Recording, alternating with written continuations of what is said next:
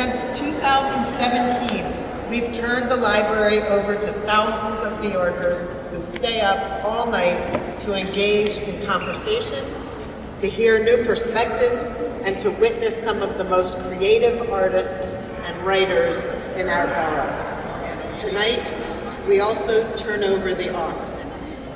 This year, we celebrate the 50th anniversary of hip-hop.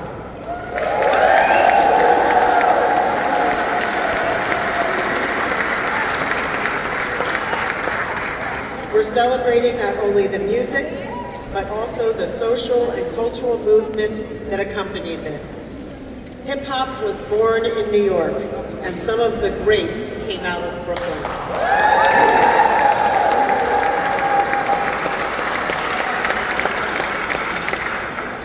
Throughout the night, you will have the opportunity to examine hip-hop from various angles, to question, debate, and celebrate. And because we are a library, we are especially excited to pay tribute and explore the poetry that lies at the heart of the music, dissecting its intricate wordplay and metaphors. First, I'd like to thank not only the BPL Presents team that has staged this extraordinary evening for you, but the entire staff of the library that has assisted them in making this possible.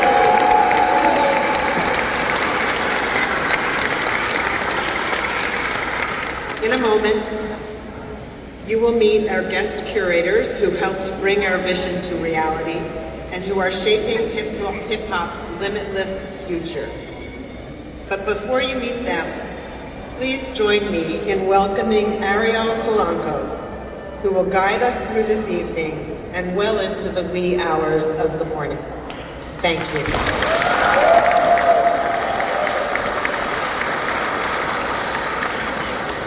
What's up, Brooklyn? This is a beautiful house. How are you doing tonight? You good?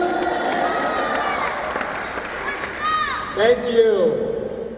Ladies and gentlemen, welcome to BPL Presents Night of Philosophy, the Philosophy of Hip Hop. My name is Ariel, and I'm here to guide you to tonight's events. You'll hear me throughout the speakers this evening. As Linda mentioned, in 2017, this library opened its doors for Night of Philosophy. It welcomed us in to spend the night, to discuss, to debate important ideas and important issues. And this year, the 50th anniversary of hip-hop? 50 years of music, of dance, of style, of politics, of culture. You know we had to do this here, y'all, right? You know we had to do it in Brooklyn, right? All right, my friends. So before we begin, we have some housekeeping rules I need to lay out for y'all. Okay, number one, there's a brochure. If you haven't grabbed it, it's a black brochure, and it lines all our events for this evening and times and rooms. You want to grab that so you can know you can choose your own adventure. All right, number two, there's an app. It's called the Night in the Library app. It does the same thing, lays out all our schedules, presenter bios, also has ASL demarcations on there as well.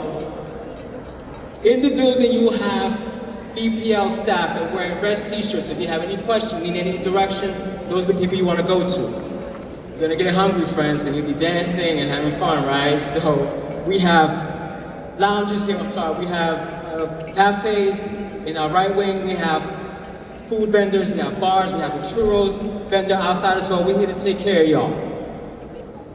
Finally, some recommendations. We have an elevator that's out, so if it's possible, use the staircase. We don't want to overcrowd the elevators. And last but not least, we are a library. And we are so humbled to have you here and welcome you here. We want to make sure that the folks that come in tomorrow can pick up books, you know what I'm saying? So let's make sure to throw our garbage wherever we can and just to make sure this place is clean and tidy for tomorrow. Without further ado, I'd like to bring up the three special people that made this event what it is, our co-curators. They're Brandon Smith, Kelly Harrison, and Justin Dreyfus. Give it up for them, friends.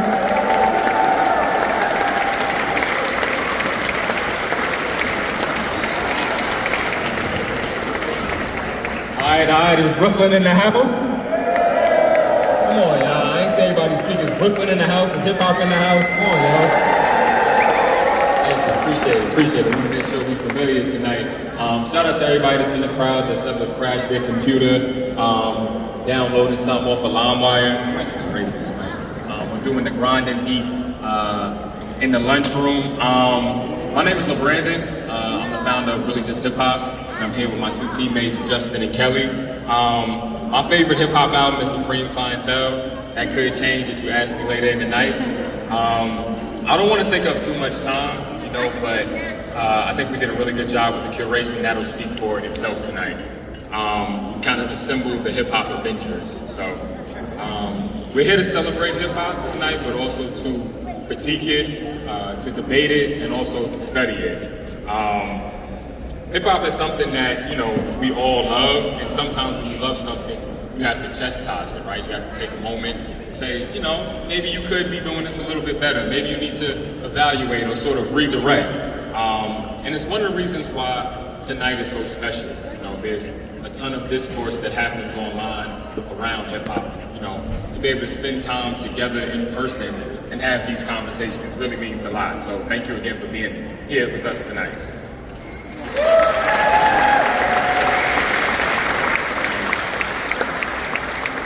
I will say that this event challenged us in planning this.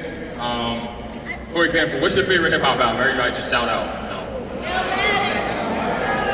Exactly. That's one of the reasons, right? So being able to pin down something like this, we really need to stop and think how we wanted to represent it. But if you disagree with some of the things tonight, we'll be around. We welcome more intellectual smoke. If you want to have a conversation with us, we're here. Hopefully you get to have a conversation tonight about something related to hip hop. If you're feeling skeptical about it, we hope tonight reinvigorates you. And also allows you to remember maybe why you fell in love with it, or fell out of love with it. But ultimately, we hope tonight inspires you and keeps the fire burning related to hip hop. My last name, my charge to the audience, a lot of us are consumers of hip hop, but it's so much more than that. It's on us as artists, scholars, curators, and listeners to ensure that something that unites us in this way is upheld responsible and that we can see another 50 years. Lastly, just to have to do some thank yous. Really wanted to go far with this, so it took a team. I couldn't have done this alone. First, little praise to the Almighty. Thank you, also to everyone under the sound of my voice that answered any text messages, any emails from me, helped me brainstorm anything. That really means a lot. Also to Brooklyn Public Library, thank you for allowing us to emphasize the relationship between knowledge and hip hop. I know it's a lot of places doing hip hop, but this event really allowed us to curate something that was authentic and something that we could be proud of as the three of us.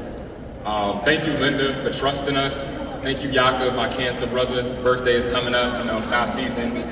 Thank you to my troopers, Joel and Meredith, for you guys not just welcoming us into the space, but I think just being kind people throughout this entire process, right? It was months long of ideating and thinking about it, so truly, thank you. And then lastly, to my teammates and co-curators, Kelly and Justin, from the bottom of my heart, I really appreciate you guys and couldn't have done this without y'all, so thank you. All right, so now to philosophizing about hip hop, we'll bring up a few people who will, talk about what hip hop means to them and how important it is to them. First coming to the stage, we'll have Hawa.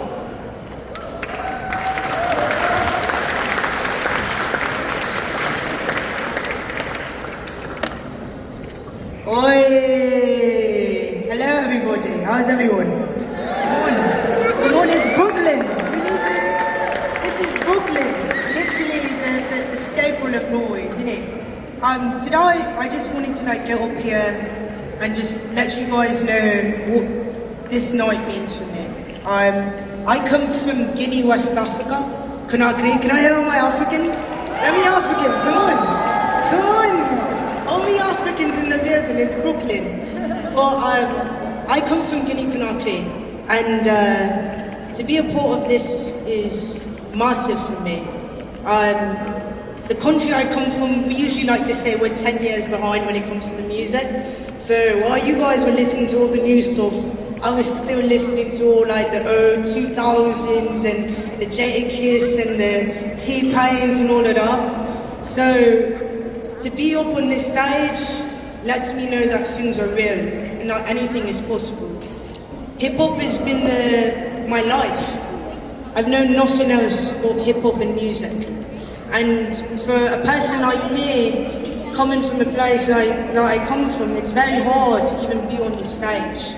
So the fact that I'm on this stage is mind-blowing. So can we give it up for that? Come to life, thank God. You know?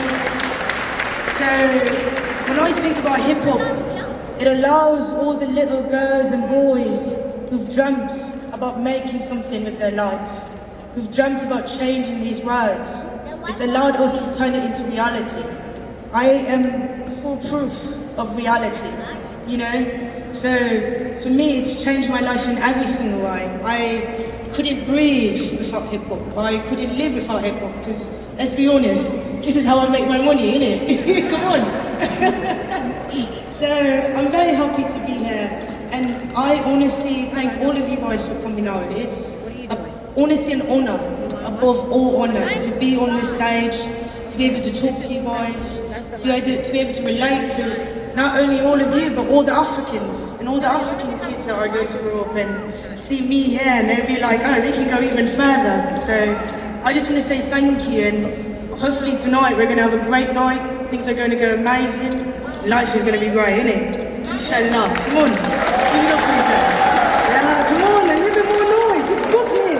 Woo! Come on.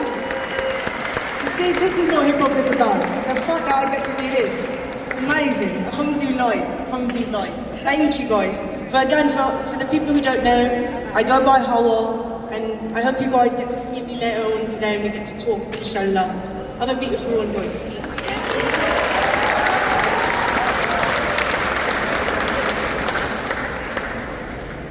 All right, next coming to the stage, we have Say Adams.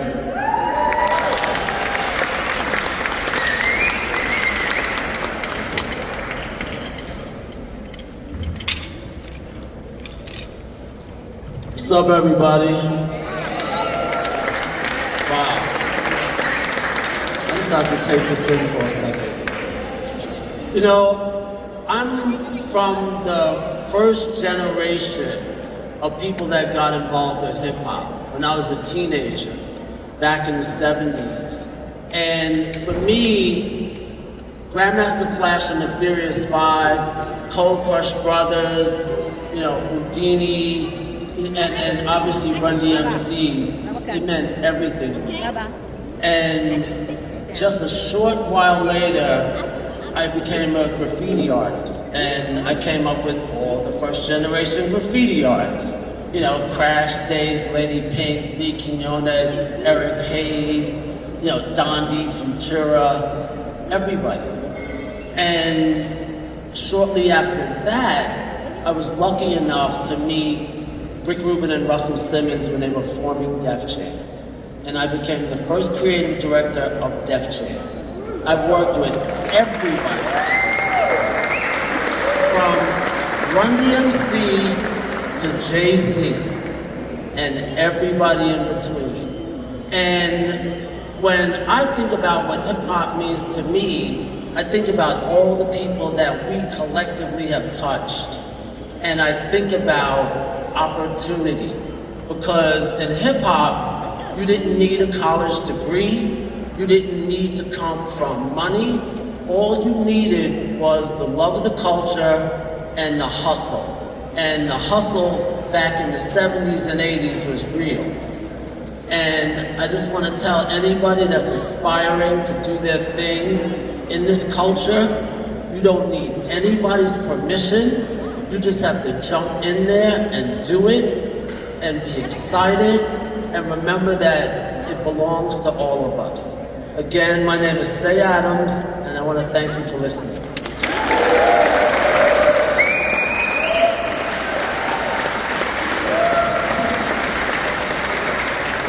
All right, next coming to the mic, we have April Silver. Give it up for her.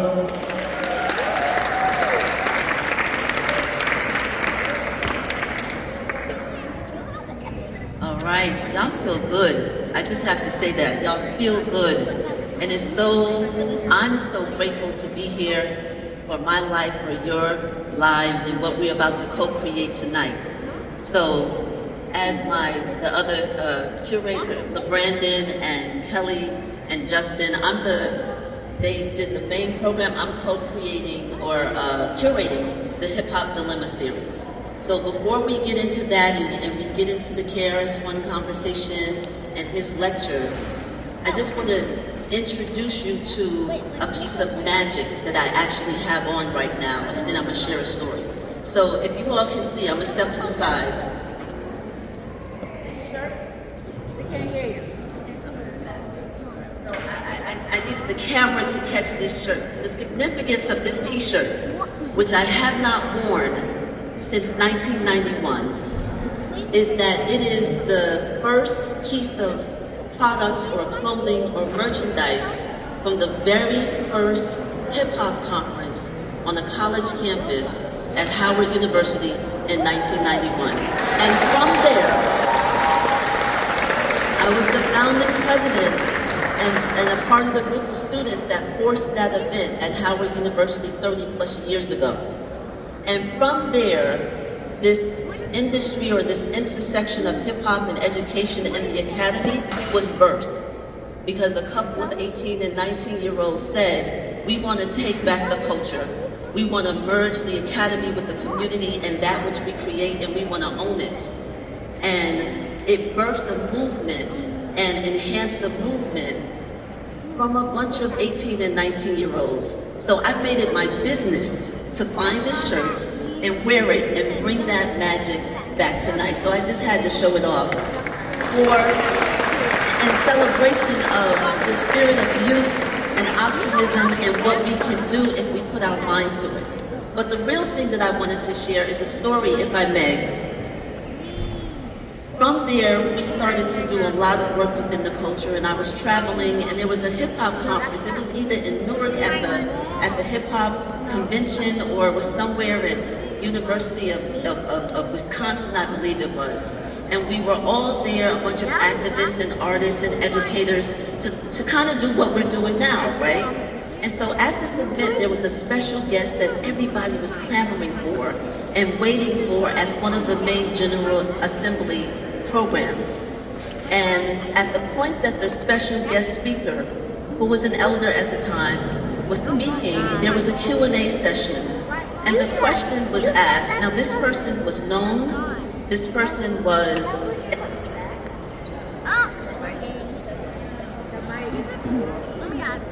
Can you all hear? Okay, there we go. This person was highly anticipated.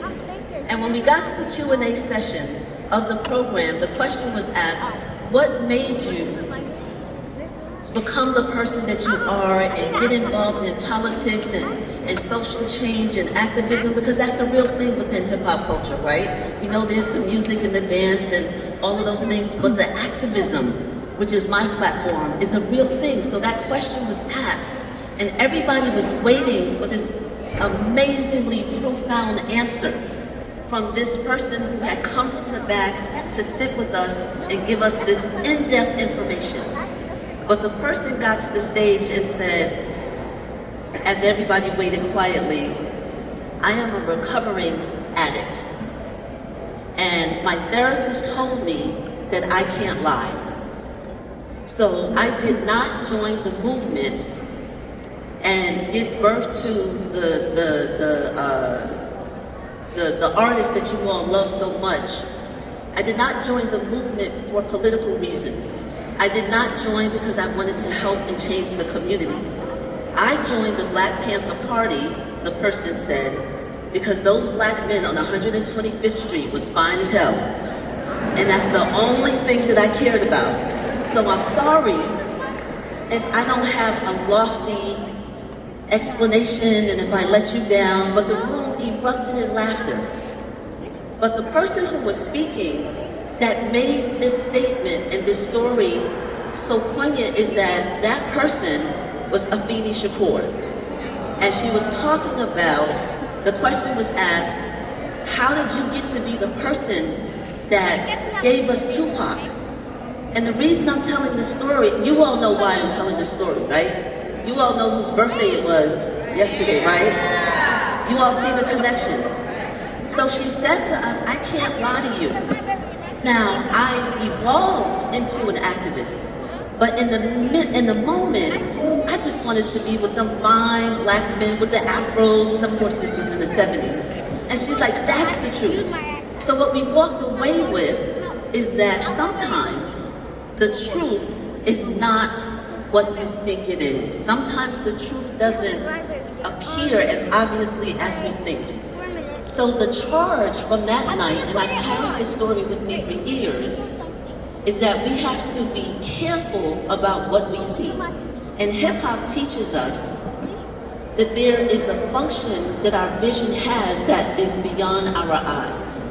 There's a training that we can involve ourselves in if we allow ourselves to look beyond the obvious, to look beyond the surface, to get a little deep, to be okay with thinking very deeply, right?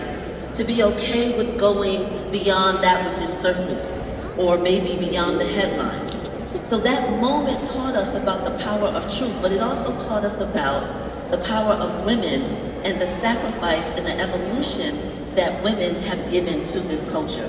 So on that note, I want to lift up the spirit of Afeni Shakur. I want to lift up the spirit of the women who have birthed this culture that we love so much. I want to lift up the spirit of everybody, including Tupac, who has passed. And let's tap into the light-filled positivity essence of our ancestors in that way. The light-filled positivity aspects of the culture that we love so much. And let's have an amazing night in the library here. And I thank you, and I look forward to talking to you. Thank you.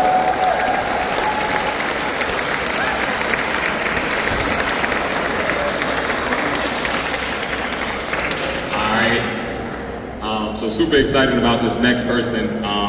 He'll be reading something that he wrote and crafted, and I'll let him say more about it, but want to bring Jinx to the stage now.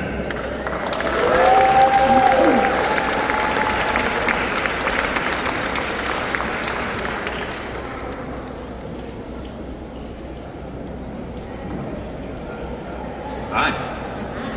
How you guys doing? That's what we doing? I know we in the library, but come on, like, how you guys doing? You guys feeling good?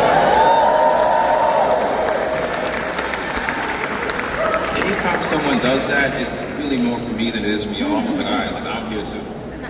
Before I get started, I just want to give a huge round of applause. I want to give a huge thank you to the Brooklyn Public Library, the team that brought me in. Yeah, you can do that too. The team that brought me in here was the Brandon, Joel, Jakob, and the rest of the Brooklyn Public Library at large. The fact that you guys decided to spend part of your weekend here, you guys came here for Hip Hop 50. Everyone I feel like is doing a Hip Hop 50 of some sort. But the fact that you guys decided to spend it with the Brooklyn Public Library is really important. We are at a moment where our public libraries nationwide, but also specifically in New York City, are being threatened. For you guys to come here and show that you guys care about the culture, but also that you guys care about your libraries, it's very, very important, so thank you. The applause does feel good. Secondly, I want to just thank, hip hop. Like, it's really weird. When I was putting this thing together, it made me really nostalgic. It made me think a lot about just growing up, and I realized that I've lived entirely through the lens of hip hop. Like, everything I've ever done, you know, like, I can check mark important moments in my life. I can think back to the first people I wanted to be like, trying to practice a walk on my way to school because I saw them doing it in the music video. It's everything. It's given me language, art, community, a career, point of view, just really everything. So I just want to thank hip hop. That's it. So I'm thanking y'all.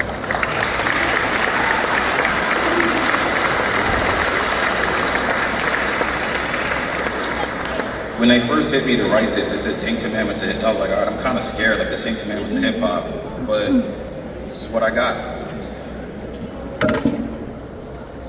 So the first commandment is hip hop must challenge the status quo. From the moment of its inception, hip hop has been contesting norms and centering cultures that were previously rejected and otherwise labeled unfit. It brought us new music that wasn't qualified on Billboard charts or honored with golden gramophones. It brought us dress codes, both original and repurposed, that allowed us to be seen. It brought us new avenues of language, coded, playful, and beautiful. It centered the voices, faces, and ways of life of Black and brown communities that the world had deemed unworthy. It showed America and the world that it was in fact incomplete in its declarations and considerations. 50 years later, hip hop culture has defined the mainstream in all the categories mentioned, but it must continue to challenge the status quo. There are new voices, unseen faces, more communities, untapped genius, and life still to be heralded. Hip hop must do for them what it has done for so many. As we urge hip hop to continue to challenge the world that it lives in, we must also challenge hip hop. I didn't think how I was going to go through the numbers. I guess I just say number two. Number two. No, second. Hip hop must stay aware. On The Pimp a Butterfly in the song titled You, Kendrick raps, "Where was your antennas?" It was more than an inquiry. It was posed as an accusation. Where was your antennas? What do we give our attention to? What are our eyes on?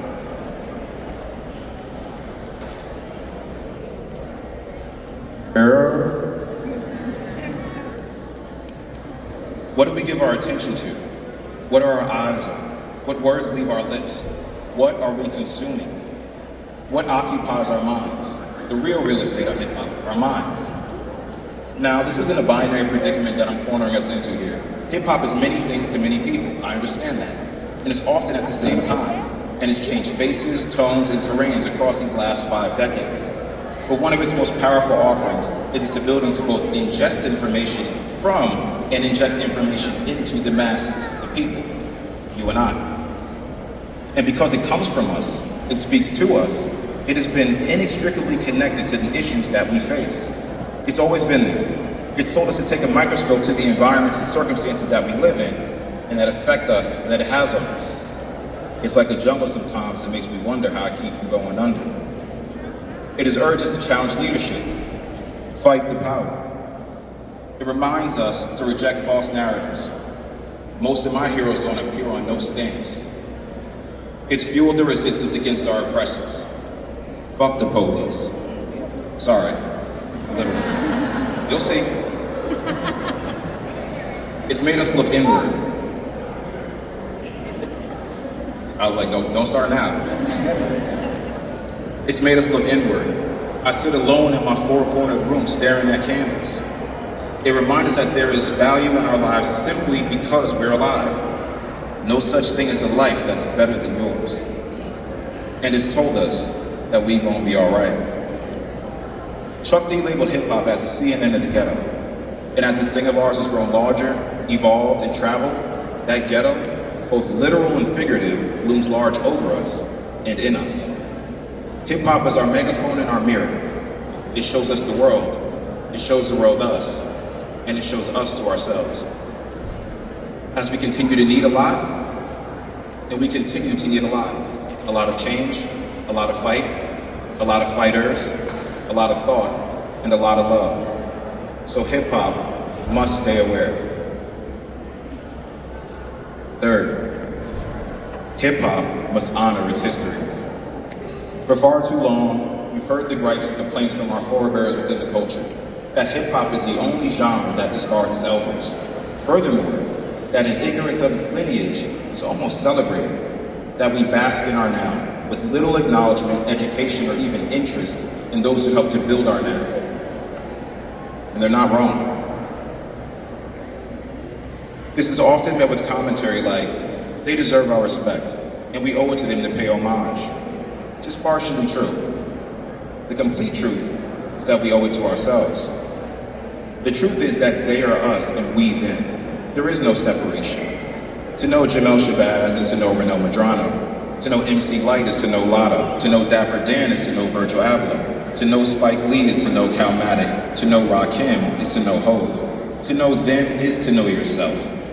They've endured countless battles, cleared hurdles, swerved potholes, fought the power, learned the power, earned the power, and became the power. And they did it all for us. So we must honor and protect our history. Fourth, hip-hop must move forward. While we take on the mantle of educating ourselves on where we come from, who ushered in this beautiful way of life, and which events and geniuses have contributed along the way, we must allow hip-hop to innovate, evolve, and move forward. The music, the dress code, the language, the politics, the dance moves, the reasoning, the mediums, the general way of hip-hop must be given room to grow. That's allowing the seeds from the tree of hip-hop to blossom in new regions, watered and nurtured by new caretakers, protected by new stewards. And the fruits it bears will inevitably feed the minds and spirits of more souls than ever before. We can't put a ceiling on hip-hop. Stunning its growth, limiting its travels, and blocking its ability to bask in the light it so very needs would be contributing to its demise. Together we built a rich lineage, and while it informs us, our future is not our past. We have to allow hip-hop to move forward. Now, I feel like I should say 5 for this one, so we'll go 5. Hip-hop must nurture its youth. First thing you must understand is that 50 years ago, hip-hop came from the youth. So much so that most of our culture's elders are still living and contributing today. Let's give a round of applause for that.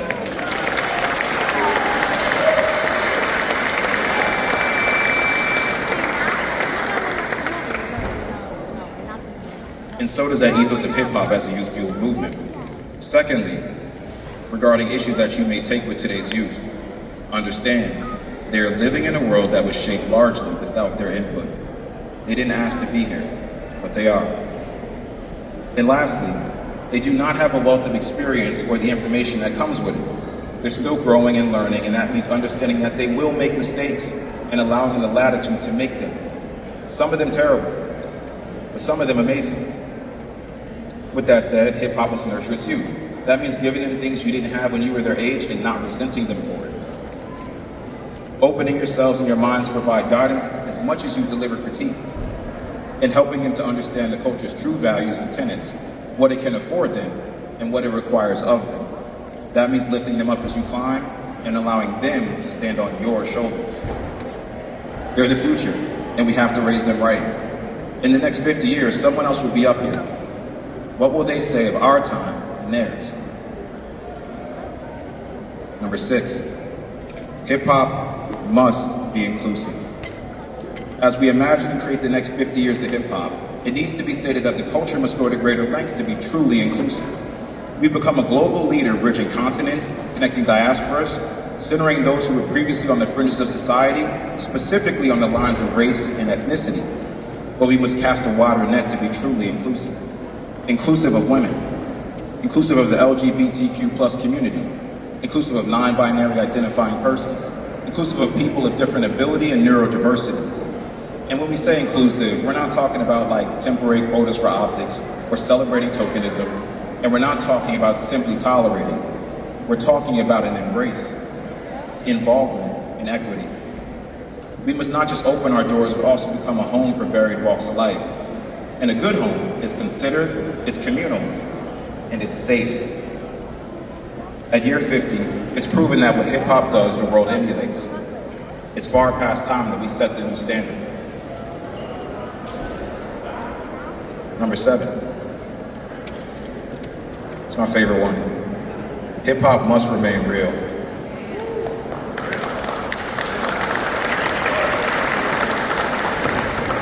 I needed that.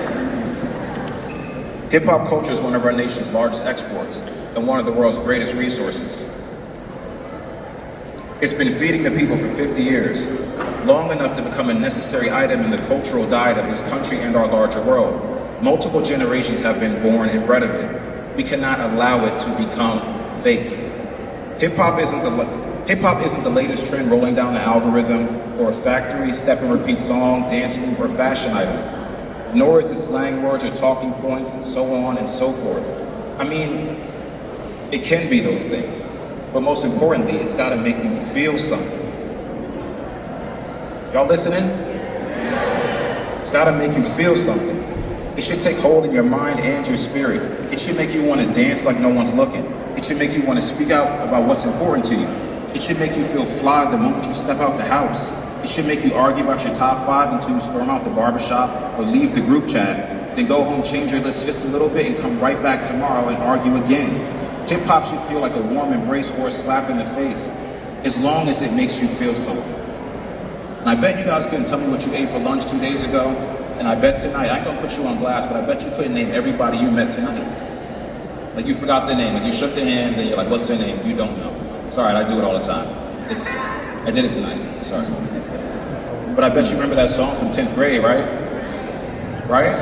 That one, yeah. You know why? Because it's real. Hip hop has to stay real. What's up, brother? Number 8. Actually, this is my favorite one. Hip hop must be protected from invaders, appropriators, and those that wish to own us.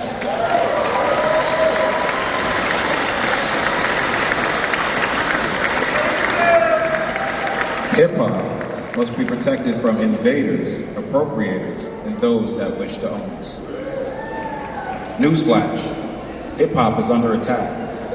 Now, I know it's not news to you all in this room, but it needs to be said, because our culture is being threatened daily as it is mutated and manhandled by those who simply want to drink from the well without pouring into it. Those who only see barcodes and bottom lines. Those who attempt to clone our likeness, imitate our vernacular, and own our geniuses and remove us altogether from this thing that we made. Does that sound like to you? You know how the story goes. And we can't allow that. In my limited time here on earth, it's been entirely under the guard of hip hop. I'm still learning, still living. But one thing I know for sure is that the one thing these suits and tech bros and posers, shackled to their P&Ls and their trend reports, and all their data, the one thing they can't do, they can't make something from the heart. They can't do this. That comes from living in this, being shaped by it, from being an active participant, both as a contributor and a consumer. We're the administrators and the audience. Hip hop is whatever we want it to be, and never, ever what they tell us it is. We run this shit. In my mind, I didn't imagine like kids here. I'm so sorry. And if everything we make and do and think in this culture, like you guys here tonight, I can see it in your faces. If everything we think and do in this culture, if we do it with love, we'll win. I mean, they're gonna keep coming, right? Like they keep inventing new every day, but we're gonna win. Number 9. Hip hop must cherish creativity and foster curiosity. There is genius in this culture.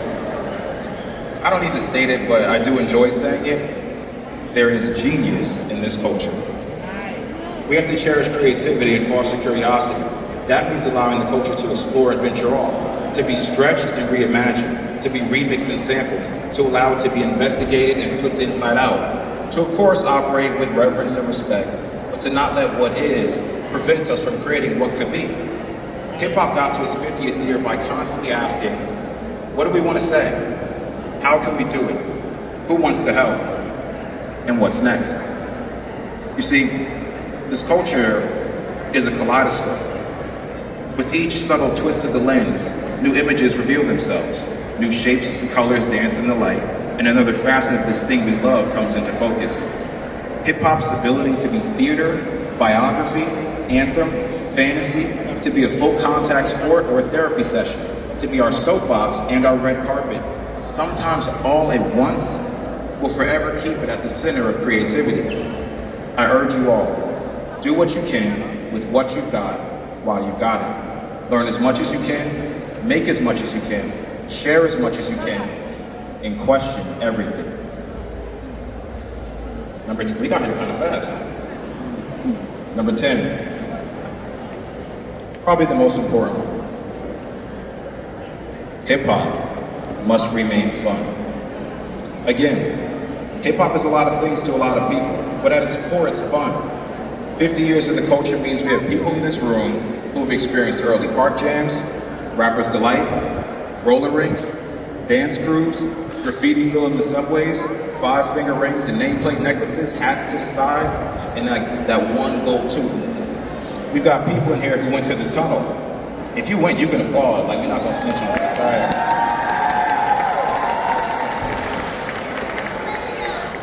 What's that? We're gonna add that in. I'm gonna do that live, right? All right, here we go. We got people in here who went to the tunnel, the Palladium, SOBs, the lyricists.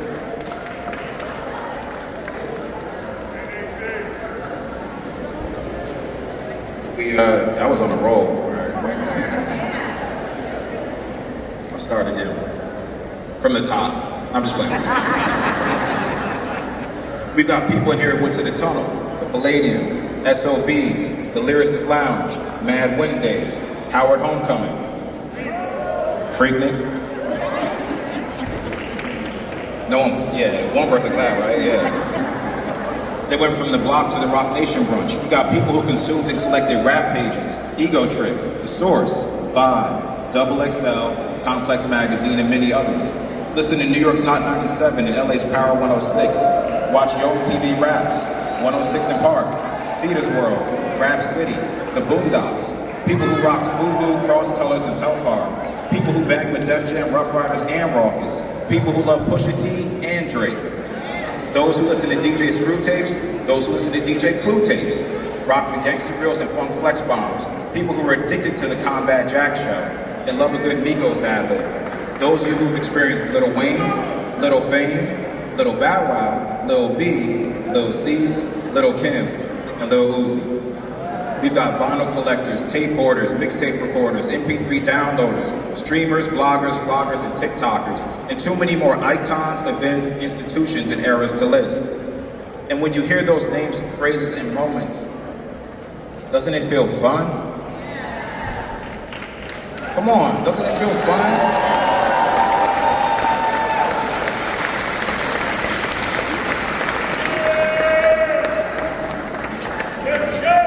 Think about your favorite moment, like just the one, like, it's a hip hop moment. Hip hop must remain fun. You've got to let it bounce off the walls, fueled by fantasy, shaped by friction. You've got to let it blast through the speakers and strut down the street. You've got to make sure it puts a smile on your face and a wince at how crazy it is. It's got to fill our hearts with joy. You've got to let it live through us. You've got to let it live through us because hip hop is alive. It's literally alive, like you and I. It's a thing that's breathing, talking, laughing, rapping, dancing, romancing, crying, flossing, boasting, bragging, asking, inquiring, and admiring. It can be righteous and wrong, religious and regretful. It can build you up, or it can hit you like a ton of bricks. It's challenging, channeling, collecting, and reflecting. Hip-hop is all in your face, living rent-free in your mind, at the tip of your tongue, in your fingers and limbs, alive. In the 50th year as a movement and mind state, these are the 10 commandments of hip-hop. Thank you.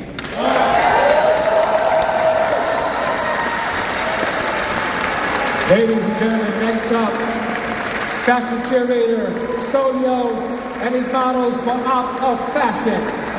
Let's give a warm welcome to Solio. What's up, what's up? How we doing, Brooklyn? It's Brooklyn in the house. When I say hip hop, you say style. Hip hop. Hip hop. All right, we got a really cool little fashion show for you guys. I'm gonna turn my volume down just a little bit. All right, move out the way. So today we are celebrating the 50th anniversary of hip hop, but there would be no hip hop without style. Style is one of the many elements of hip hop that makes it what it is and has spread it throughout the globe. So you guys ready for a little fashion show? All right. Our model, Hopeton, come on out, Hopeton. He is wearing the legendary Dapper Dan and Puma. This is the debut of one of Dapper Dan's brand new creations for his upcoming Puma collection. It's a classic tracksuit silhouette, all about logo mania. And look at the sneakers, they have gold embellishment on the back. This is, look, it's hip-hop maximalism meets sportswear. Make sure to grab this look July 15th when it hits stores. Thank you, Hopeton. Hang out. Up next, we have Jason wearing Brooklyn's own Walker Wear by April Walker. He's proving that men can be feminists too, with text on the front that says the future been female, and on the back, turn around, is a tribute to groundbreaking Brooklyn-born politician Shirley Chisholm. Give it up! Give it up! And he's wearing custom rose legacy print shorts. Up next is our model Bree, representing Afro-centric hip-hop style. She's wearing the legend and Brooklyn's own Mushu. This is his take on hip-hop logo mania, infused with the celebration of the motherland. The logo is defined as African spirit and it references African mass. This is Black Pride meets hip-hop style. Up next, Israel. He is the founder and artist of Hubane. Y'all, this is the future of hip-hop fashion. Think Outkast, think Lil Nas X, think Doja Cat. This is an industrial approach to design with his own Burnham Venom material. And finally, triple t-shirts by Bo McCall. The model is Tiffany Renee. Come on out, girl. So these are not one, not two, but 3 t-shirts worn multiple different ways. You can wear it as a hoodie, as a poncho, and she's also wearing it as a skirt. This is a tribute to Wu-Tang and Brooklyn's own ODB. Give it up for our models. You will see us walking around the library. Feel free to pose, ask a question, and enjoy the show. Come on, divas.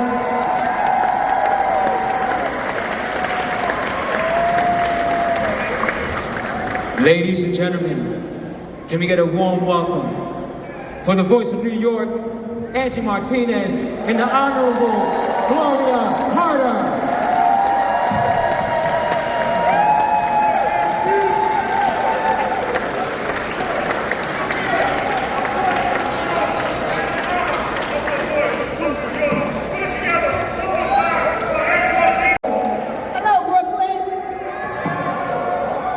I wanted to be in the fashion show.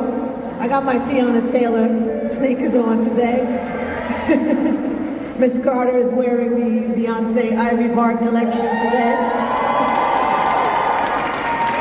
Yes, yes, work it, work it. Everybody okay? Everybody feels good? Oh, we have one of the greatest mothers to come out of Brooklyn here with us today at the Brooklyn Library. How you feeling today, Miss Carter? Like I feel every day, blessed. Yes! Some people say that, but you actually have a ritual to make sure that that exudes your whole presence every day, right? You wake up and think that every morning. You have a lot to celebrate right now. So as I'm sure some of you know, Mrs. Carter is the founder and CEO of the Sean Carter Foundation, which is co-founded with Sean Carter, child of Brooklyn. And they're celebrating their 20th year anniversary right now, right? Yes. What does that feel like, 20 years of work? Start at the bottom. We didn't even realize, the staff and all, we didn't realize that we've been doing it for 20 years until... Let's make sure her mic is a little louder. We don't look at time. We just want to move forward. So when they said, oh, it's time to celebrate 20 years, we was like, 20 years? We've been doing it for 20 years? And that's just the beginning. We're not going to stop because there's so much work that needs to be done. Yeah, and you've done so much in the past 20 years. The celebration of the 20 years is celebrating legacy, excellence, and inspiration, correct? Yes. Break that down for us. Legacy. Let's start with that. That's when you do something from your heart and you look for nothing in return. You just want to be a person that can uplift other people to make them better. Because we all can be excellent. We all have that inside of us. We just have to move forward and bring it forward. And excellence. Excellence. Excellence, I just spoke of that. We all have that. We all have it. And inspiration. Inspiration. You have to be inspired. See, with us, what we have to start doing is teach each other by just having conversation, because we assume that everybody knows the same thing, and that's not true. Until you start speaking to people, then you'll learn that they don't. Because, like, you know, me growing up, right, I come from a background where children were seen and not heard. Okay, and I said that when I had children, they're gonna have a voice. So one day, are y'all ready for the story? Yeah. Living in the projects, I was coming home from work one day, and because we was always taught to respect adults, that I was walking down the street with these two little boys. One was on one side of the street, the other was on the other side of the street, and they were cursing at each other. And I walked up to the young boy and I grabbed him and I said, "Oh, that's not, you're too little to be having that kind of behavior." And the little boy cursed me out. So, of course, because where I came from, I grabbed him because there was a level of respect that you're supposed to have for your elders. You put your hands on somebody else's child? I grabbed him like this and said, "Let's go see your parents." But then reality set in and I was like, "Oh, you have that kind of behavior, I better not do that," right? And the most amazing thing, and it was really for me, it gave me a reality check. Because when I walked in the door, my daughter Michelle looked at my face and she said, "Mom, what happened?" And I said to her, "A little kid just cursed me out." And she said to me, "Mom, welcome to the real world." Can you believe that? And it's acceptable. That must have made you sad. Yeah, it made me sad, but how can we accept something like that? It's bad behavior. And we have to now start acting on that, you know, so that we can make a difference. And that's the base of the foundation too, right? It's Yes. seeing kids like that. Yes. Seeing kids that are sometimes overlooked. Let's talk about the beginning of it and how it came to fruition. You started this foundation a year after you retired, correct? Yes. So you didn't want to sit down. You wanted to get right back to work. You worked your whole life, Yes. single mother of 4 here in Brooklyn, raising four children on your own. You work your whole life, and one day your son says, or your family says, or your kids say, "Ma, you can't work anymore." Well, we had an argument about that. It didn't go down that easy. We definitely had an argument about that because I've worked all my life and I never wanted to depend on anybody. So I didn't even know that my son felt that, I didn't even know that my son was saying that I was the ghost in the closet because I didn't want to retire. Because my mother raised us to believe that, you know, you work hard and you hold your own. So yeah, she raised. This is not at the beginning of Jay's career, by the way. Jay is a worldwide household name, and she's still working because you want to hold your own. Yeah, because I raised my children to be independent, you know, and I felt like I raised you to be independent, so why would I just sit there and expect you? Okay. and expect you to take care of me, because I've been used to all my life of taking care of myself and my children. So I'm very independent. That's my baby daughter right here, Andrea. Hi, Andrea. Andrea, was it a full family intervention? It was a full family intervention. Yes. It was time. Yeah. And so retirement lasted for 1 year, and she said, what did you say? I was like, I have to do something. Yeah. I have to do something. So I called my son up and I was like, listen, we need to do something. So he says, what is it that you want to do, Ma? And I said, much is given, much is expected. There's a whole bunch of kids out here in this world who need someone to help them. And because of these young people's GPAs, no one would look at them. So those are the kids that I decided that we needed to address. And the only one at that time that would look at our children was HBCUs. So the thing about these young people are, I can be excellent. And all I want somebody to do is just see me, and I will show you who I am. And that's what they've been doing. They've been showing for 20 years. Showing you who they are.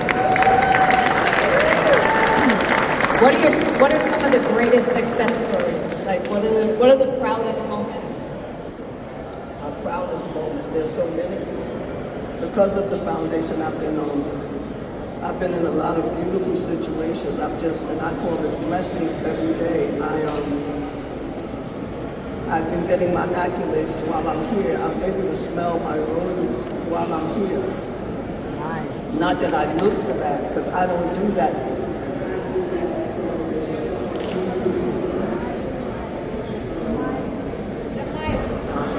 My greatest moments. They're telling you she's not gonna yell at me. Greatest moments. Okay. They said your mic was coming. I'll try to hold it closer so you can hear me. It's amazing to me to think about that. When you think about a woman who worked her whole life and raised 4 kids on her own, being a single mother here in Brooklyn, and one day one of your children is so successful that it changes the trajectory of the whole family. Yes. That one person in your family's success could change everybody's lives in that way, and it did. How did you adjust to that? Because that comes with fame, responsibility. You talk about the gift and the curse a lot. Yes. Well, that's what it was. It was my son said it. He said, "Mom, your life is getting ready to become a gift and a curse." And I didn't know what he meant by that. Because for me, it was like, okay, because I'm a people person. I love being in the company. I love having conversations with people. My daughter tells people, don't sit with my mother too long because she's going to start talking to you, she's going to make you cry. So I'm like, stop telling people that. It's true because I speak the truth. I try not to be that person that try to force anybody to do anything, but I just want you to hear a different side of what you're thinking. So, gift and the curse for me was hard because I was a people person and because I'm a nice person. So you have to be a little more guarded now. You have to be protective, right? Well, I came up with a way to handle the situation because, like, when I started meeting people, I didn't know whether you like Gloria Carter or whether you like Jay-Z's mom.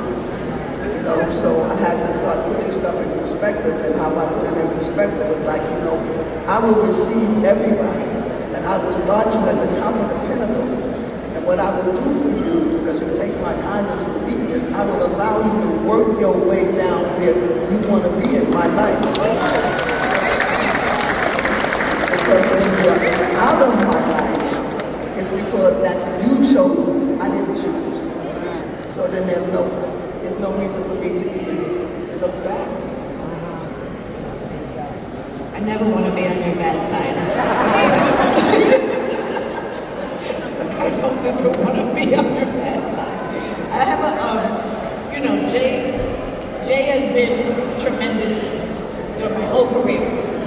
From the beginning of my career, we would have these, when he started getting bigger and bigger, he'd always come back and do interviews with me here in New York, 107, and people would be trying to get interviews all over the world. He had a real, just like loyalty, and would always show up. We have one interview that still goes viral today, I see it on TikTok, where he talks about his uncle having fear about his success. His uncle telling him he's never gonna make it as a rapper. And he said, he didn't blame his uncle because that was his uncle's fears, putting it onto him. same fears for your son? Did you believe in this big vision? I believed in my son because let me tell you, he was a special child from the day he was born. He taught himself, it's in his record. He taught himself how to ride a bike when he was 4 years old. We heard that December 4th. So that's true. He was a very special child. He was that kid that's like, yo, Mom, the sun is shining and I want to go outside. And I'll be like, baby, it's cold outside. And he was like, but the sun is shining. And I was like, okay, so I'm gonna let you go outside. Open the door, put him outside, and I'm looking out the door in about a couple of minutes, he's ringing the bell. So I was like, oh, so what happened? He said, it's cold outside. Well, you were the kind of mom to give him the freedom to go outside and feel that cold for himself. That's how a lesson is learned. You know, there's so many lessons we learn. You see, like the thing with lessons is that people fall down. You know, see, what we have to now wrap our mind around is that this is the fact that you're supposed to fall down in life. Because what falling down does is teaches you how to get up. He's been really transparent in his music about that. I think that's one of the reasons people always fell in love with him and followed his career from 20s to 30s to 40s to about. And then as we talk about, because we were talking about Hip Hop 50 back there, and how much hip hop has, let's go to that first. Let's talk about hip hop first, and then we'll work our way up to that. What has hip hop meant to this foundation, to you? What is your relationship with it? I've heard you say you don't love the curse words. Hip hop is one of the reasons why the foundation is in existence, because of my son being a hip hop artist.